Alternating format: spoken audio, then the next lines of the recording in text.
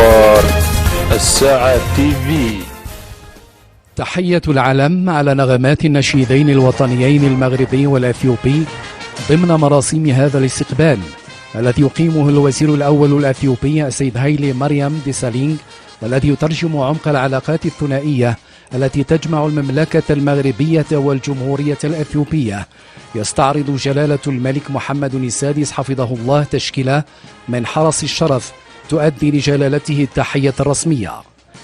وزيارة جلالة الملك لأثيوبيا مرفوقا بصاحب السمو الأمير مولاي إسماعيل هي المحطة الأولى في الجزء الثاني من الجولة الإفريقية التي بدأها جلالته من دول بإفريقيا الشرقية، حيث زار العاهل الكريم كلا من رواندا وتنزانيا ثم السنغال.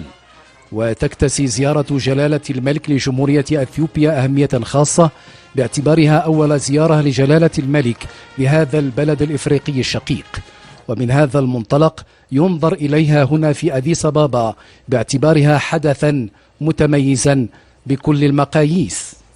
وتحظو البلدان المغرب وأثيوبيا رغبة أكيدة في تعزيز العلاقات الثنائية والرقي بها إلى المستوى المنشود. زيارة جلالة الملك لجمهورية أثيوبيا وهي الأولى من نوعها لهذا البلد الإفريقي تجسد الحرص المشترك بين الرباط وأديس أبابا لتعزيز العلاقات القائمة بينهما وعلى إضفاء حركية جديدة على تعاونهما الاقتصادي. وعقب المباحثات التي أجراها جلالة الملك مع الوزير الأول الأثيوبي على انفراد، ترأس جلالته السيد هايلي مريم ديسالينغ حفل إعطاء انطلاقة إنشاء مركب مندمج لإنتاج الأسمدة من الجيل الجديد في أثيوبيا بقيمة 3 ملايير و700 مليون دولار، وكذا التوقيع على مجموعة من اتفاقيات التعاون. بالمناسبة القرار